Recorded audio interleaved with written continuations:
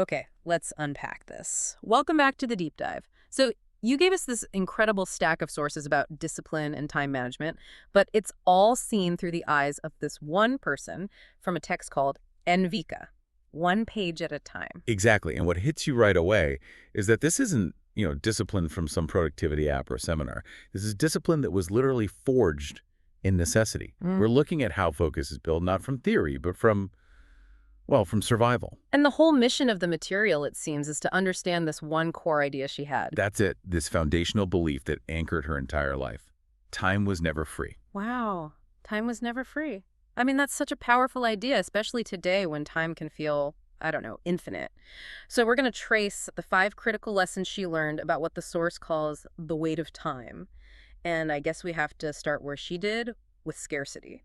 We have to, and it's important to contrast her world with ours. The sources, they start with this observation that, for many of us, the biggest enemy of productivity isn't really distraction, it's the assumption of abundance. The idea that you have plenty of time. Exactly. If you think you have an endless supply of something, you treat it like it's disposable. You can always do it later. That's the trap. But Anvika, she never had that problem. Her whole life was defined by the opposite. The source is so specific about this. Time was never hers. It was borrowed. Yes, borrowed. Just like the places she lived, just like the chances she got to study. And, when you treat time like a loan instead of something you own, your respect for it just fundamentally changes. It has to. A loan implies terms, right? Yeah. Deadlines. It creates instant structure. This scarcity mindset, it basically forced a non-negotiable daily rhythm on her. It wasn't about being flexible. It was about squeezing every drop of value out of those borrowed hours. And the sources lay out 4 parts to that rhythm. They sound so simple, but I can't imagine how relentlessly she must have applied them. Oh, absolutely. Number 1, study. 2, help with the household. 3, rest when you can. And 4, which is the really interesting one for us, observe always. Okay, that last one, observe always. Let's dig into that. What did that actually mean? How does just observing build discipline? It was all about context. I mean, think about it. If you're living in a borrowed space, you have to be hyper-aware of the rules, the unspoken agreements. For Anvika, observing meant watching how the people who were lending her that time or that space use their own resources. So she's watching for efficiency. Efficiency, waste, how quickly an opportunity could just vanish. It was an active process. So it's not just a nice idea, it's a survival mechanism. If you waste the time, you're disrespecting the lender and the loan gets called in. Precisely. That was the real cost of procrastination for her. It wasn't about a bad grade. It was about potentially losing the entire foundation of her life.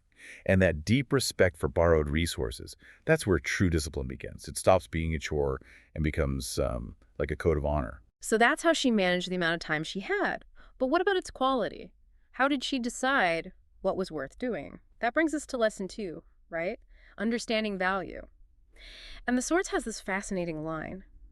She didn't think about money in numbers. She thought about it in awareness. Yes, it was an intrinsic value system. She wasn't thinking about ROI in dollars and cents. She was calculating the cost in effort, in longevity. The source calls it observational value. And she built that system by watching for 3 specific things. You have to walk us through these because on their own they sound a bit abstract. They're very tangible. Okay, so she watched for what was reused, what was postponed, and what was silently sacrificed. Okay, let's take the first one. What was reused? What does that tell you about value? Reused meant durable. It meant efficient. She saw that anything that lasted, a tool, an idea, even a piece of clothing, had high value. If something was disposable or broke easily, she saw it as low value, no matter how much it cost initially. So her discipline was about choosing activities with that same long-term utility. Okay, that makes sense. So what about the second one? What was postponed? Postponing was a huge signal of priority. She saw that people put off the things with low immediate reward but high long-term benefit. Like studying something hard or doing maintenance? Exactly. So she learned that the highest value activities are often the ones we naturally want to delay. So discipline meant forcing herself to do the things everyone else was putting off. That's a great insight. But the last one, silently sacrificed. That one sounds a little darker. It is, because it's about the true cost. It's about the things people give up when they run out of resources. Usually time. It could be a passion project, a relationship, a huge opportunity. She saw that these silent sacrifices were the real permanent consequences of mismanaging your resources early on. And this is where it all clicks into place for her, isn't it? The big distinction. Money can come back. If you lose $50, you can earn $50 back. But time is gone forever. That is the ultimate discipline shaper. That one thought. If you spend an hour badly, that hour is destroyed. It never returns. That realization makes the decision to waste a moment. It's not just inefficient. It's an act of irreparable harm to your future self. I have to ask, though, isn't there a risk with all this? Constantly calculating value, thinking about sacrifices. Couldn't that just lead to, like, total anxiety? It's a fair question. Yeah. You think so. Yeah. But the sources suggest her discipline was actually a shield against that anxiety. Her simple rhythm study, help, rest, observe, it was the system. By trusting the system, she didn't have to constantly second-guess every single minute. The intrinsic value just gave her a deeper why. That why is so important. And that leads us right into the next part, lesson 3. Because if you're living this intensely, the question the source itself asks is, wasn't this just completely exhausting? Of course it was. And if she'd fallen into that modern grind mentality, she would have burned out. She would have failed. So many people today wear burnout like a badge of honor, you know. It's proof they worked hard. But Anvika's whole framework argues against that. She learned something totally counterintuitive. Rest is not the enemy of ambition. It's the crucial breakthrough. Rest became functional for her. It wasn't a luxury. She didn't learn about work-life balance from a book. She discovered it through survival. Through survival? If she didn't take real pauses, her ability to study, to observe, it would just plummet. And that would put the entire borrowed opportunity at risk. So she saw rest not as a reward, but as vital maintenance. Like, you have to oil the machine or it will break down. That's a perfect way to put it. Her pauses were functional requirements. The text gives examples, like walking long distances just to clear her head, or playing simple games when she had a spare moment. These weren't lazy acts. They were cognitive resets. And that reframes everything for someone listening. If you see rest as part of your discipline, you give it the same respect you give to your work. Skipping rest becomes just as bad as skipping a study session. Exactly, because it cripples your long-term efficiency. She was playing the long game, and that requires regular system resets. It's a huge lesson for anyone dealing with burnout. Discipline isn't about sprinting until you collapse. It's about building a system that lets you run forever. Okay, so she has the structure, she has the value system, and she's built in sustainable rest. This foundation had to have made her goals incredibly clear. Which brings us to the final piece of this framework, lesson 4. The clarity of creation over the comfort of escape.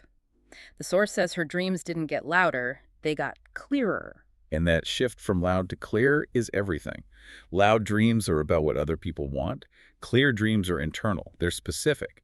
She understood this. It's a critical difference between two kinds of motivation. Let's break that down, because it feels like the core of it all. She didn't dream of escaping her life. No. She dreamed of creating something better within it. And there's a huge difference. Escape seeks relief. Creation seeks responsibility.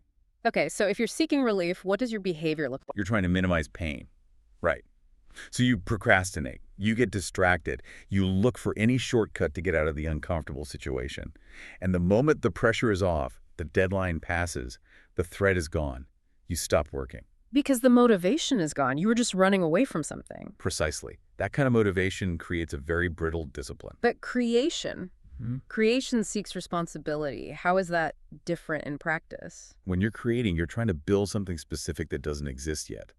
A career, a project, stability. Yeah. Your motivation isn't to get through the work, it's to build the thing. And that requires planning, systems, and commitment.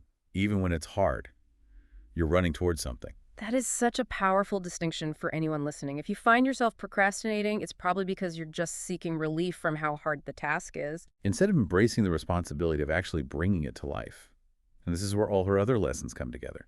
Because time was so valuable and borrowed, she couldn't afford to waste it just seeking relief. She had to be creating. Relief stops, but creation keeps going until the job is done. So the strengths you developed? Yeah. It wasn't just about raw talent. Talent just gave her a direction to point in. It was the awareness of the weight of time. That's what gave her the discipline. And that discipline, rooted in observation and sustainability, when you combine that with the clarity of creating something, not just running away, That's what creates a strength that lasts. That's the formula the material really lays out for us. It's a remarkable framework. I mean, it takes something as abstract as discipline and grounds it in these really practical, almost primal behaviors. We've covered seeing time as alone, understanding its real value, using rest as maintenance, and focusing on creation, not escape. And the sources are clear on this. This foundation was the absolute prerequisite for everything else she accomplished. It just proves that discipline isn't some magical personality trait. It's a system you build.